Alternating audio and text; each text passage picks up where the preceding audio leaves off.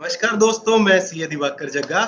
तो दोस्तों आज हम 8 जुलाई नहीं, इसको थोड़ा डिफरेंट तरीके से करते हैं आज, चलिए। लीजिए दोस्तों, इसको आज हम चार्ट्स पे देखेंगे।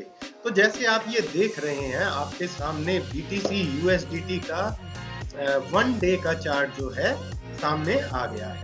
तो इसको अगर हम सिचुएशन देखते हैं, तो सबसे पहले मैं आपको ये बता देता हूँ कि मैं अभी जो कौन-कौन से इंडिकेटर यूज़ कर रहा हूँ, ओवर द पीरियड हम सारे इंडिकेटर का इम्प्लीकेशन समझेंगे, वो किस तरह काम करते हैं। लेकिन इस टाइम मैंने जो इंडिकेटर लगा रखे हैं, सबसे पहले ये है आरएसआई 14 डेज़ का। यहाँ आप देख पा रहे हैं आरएसआई 14 दिन का है।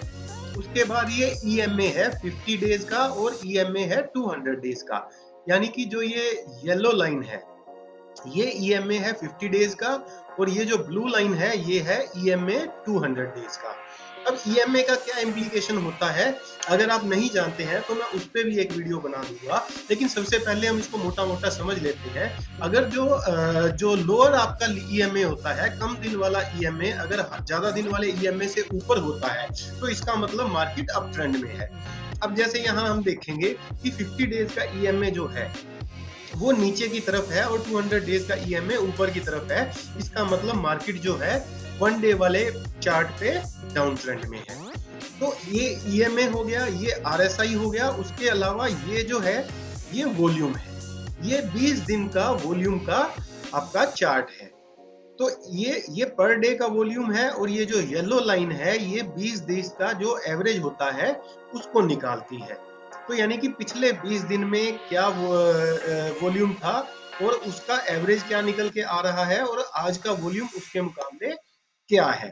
तो अब इसको यहाँ से समझते हैं कि जो पहला बुल ट्रेंड चला था, वो चला था यहाँ से बुल ट्रेंड चला और देखिए मार्केट हायर हाई बनाते हुए, हाँ, तो ये मार्केट ऊपर की तरफ जाना शुरू हुई और ये पहला पुल बैक इसने लिया जो कि पिछले पुल बैक से ऊपर था। यानी कि इसने हायर लो बनाया। यानी कि पिछले लो से जो है इसका लो ऊपर की तरफ बना और अगली बार जब ये मार्केट उठी तो इसने हायर हाई बनाया। यानी कि इसका जो हाई था वो पिछले हाई से ऊपर था।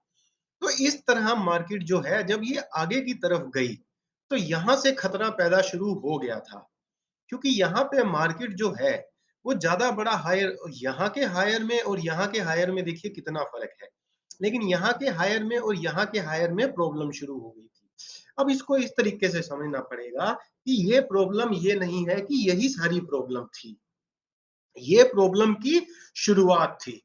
कई बार यहाँ से उल्टा भी हो जाता है, लेकिन यहाँ से जो जो चार्ट्स टेक्निकल एनालिसिस देखता है, जो चार्ट्स को समझता है, उसके दिमाग में एक चीज आना शुरू हो जाती है कि यहाँ पे अब प्रॉब्लम आना शुरू हो गया है।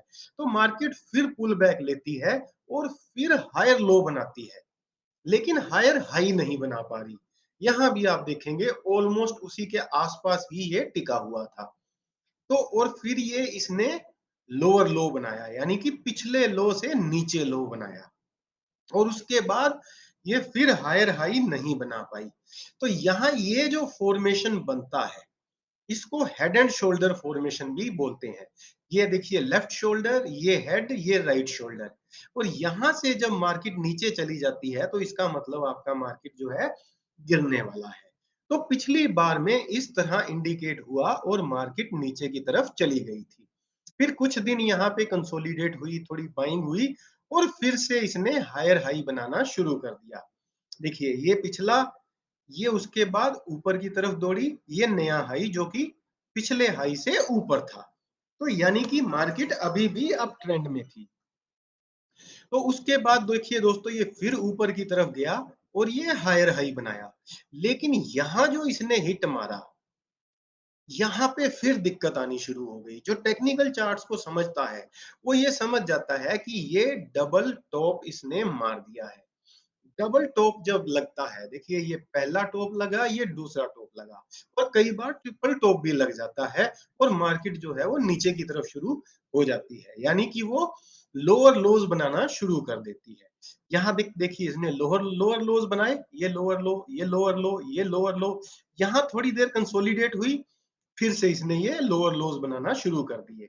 अब यहाँ जो देखिए सिचुएशन बन के आ रही है, अब जैसे ये डबल टॉप का सिचुएशन होता है, वैसा ही एक डबल बॉटम का या ट्रिपल बॉटम का सिचुएशन भी होता है। यहाँ जब हम देख रहे हैं तो डबल बॉटम का सिचुएशन बन रहा है। तो डबल बॉटम जब बनता है तो उसका मतलब ये है कि मार्केट के ऊपर जाने के चांसेस बन रहे हैं। दोस्तों सिर्फ बन रहे हैं। देखिए अभी थोड़ा समय लगेगा आपको चार्ट्स को पूरा समझने में, लेकिन धीरे-धीरे थोड़ा आप समय देंगे तो आपको समझ आ जाएगा। तो ये जो है डबल टॉप लगने के बाद मार्केट के ऊपर जाने के चांसेस बन रहे हैं। अब इसको इस तरह समझिए कि मार्केट जो है वो इस रेंज में चल रही है। मैं यहाँ आपको एक रेंज ड्रॉ कर देता हूँ। ये देखिए, यहाँ से लेके मार्केट जो है, ये देखिए, कहीं न कहीं इस रेंज के अंदर चल रहा है। अब मार्केट अगर इस रेंज को तोड़ता है और ऊपर की तरफ निकलता है, तो इस वाले हाई से पहले इस हाई को तोड़ेगा, फिर इस वाले हाई को तोड़ेगा। अगर इसको तोड़ता है, तो इसका मतलब इसको तोड़ने के बाद ये रेंज इसने तोड़ी, ये हाई इसने तोड़ा और फिर यहाँ जाने के बाद अगला जो लो है वो यहाँ तक बनाता है और फिर ऊपर की तरफ निकल जाता है। तो इसका मतलब ये होगा कि आपकी मार्केट जो है बुल ट्रेंड में आ गई है। लेकिन अभी जो सिचुएशन है, देखिए डबल बॉटम मार चुका है मार्केट। तो लेकिन यहाँ से जब तक ये रेंज नहीं तोड़ेगा, ये पॉसिबल है कि ये इसी रेंज से फिर वापस नीचे की तरफ आए और वही 17-18 हजार वाला जो मैं आपको बोलता हूँ, वही प्राइस को ये दोबारा पकड़े। तो यहाँ इन चीजों को समझना बहुत जरूरी होता है। इसी के हिसाब से आप मार्केट का एनालाइज कर सकते हैं, किसी भी फाइनेंशियल मार्केट को आप इस पे समझ सकते हैं। तो ये सिचुएशन दोस्तों आपके सामने है। इसके बाद और बहुत सारे इंडिकेटर होते हैं जिनको हम धीरे-धीरे आगे जाके डिस्कस करेंगे।